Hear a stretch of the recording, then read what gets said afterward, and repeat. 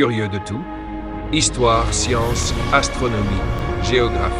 Ici, on apprend un peu de tout sans jamais s'ennuyer.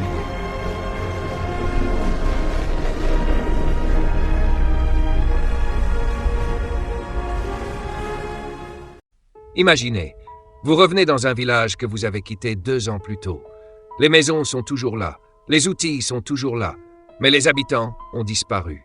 117 personnes, plus personne. Pas de corps, pas de traces de lutte, juste un mot gravé dans un arbre. Bienvenue dans l'un des plus grands mystères de l'histoire, la disparition de la colonie de Roanoke Island. Nous sommes en 1587. L'Angleterre tente de fonder une colonie dans le Nouveau Monde. Sur une petite île située au large de l'actuelle Caroline du Nord, 117 colons s'installent. La colonie s'appelle Roanoke. Parmi eux, il y a des hommes, des femmes et des enfants. Ils espèrent construire une nouvelle vie, mais la réalité est bien plus difficile. La nourriture manque, les relations avec certaines tribus amérindiennes sont tendues, et la colonie est totalement isolée. Le gouverneur de la colonie, John White, comprend vite que la situation devient dangereuse. Il décide alors de retourner en Angleterre pour chercher de l'aide. Il promet aux colons de revenir rapidement avec des provisions et des renforts. Mais ce voyage va prendre une tournure inattendue. À ce moment-là, l'Europe est en guerre.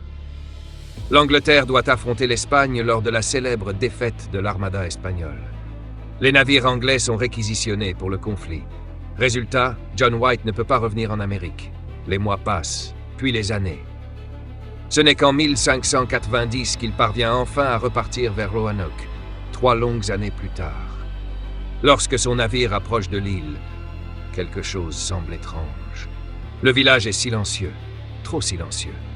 John White explore la colonie. Les maisons sont toujours là, les objets aussi, mais les habitants ont disparu. Pas de corps, pas de traces de combat, pas de tombes. Encore plus étrange, certaines maisons ont été démontées soigneusement, comme si les colons étaient partis volontairement. Puis John White remarque quelque chose. Gravé dans un poteau de bois, un mot, Croatoan. Et sur un arbre voisin, 3 lettres seulement. Crow. Croatoan était le nom d'une île voisine. C'était aussi le nom d'une tribu amérindienne vivant dans la région. Mais avant que des recherches puissent commencer, une tempête éclate. Le navire doit repartir, et les colons ne seront jamais retrouvés. Depuis plus de 400 ans, les historiens tentent de résoudre ce mystère. Plusieurs théories existent. Les colons auraient rejoint la tribu Croatoan pour survivre. Ils auraient été attaqués par des tribus ennemies, ou ils auraient quitté l'île pour chercher une nouvelle terre et seraient morts ailleurs.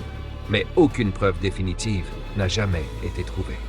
Aujourd'hui encore, la disparition de Roanoke reste l'un des plus grands mystères de l'histoire. 117 personnes, des familles entières, volatilisées, sans laisser de traces. Et tout ce qu'il reste aujourd'hui, c'est un mot gravé dans le bois. Croate. La connaissance, ça se partage. Abonne-toi, like et partage pour continuer à explorer le monde avec les petits savoirs.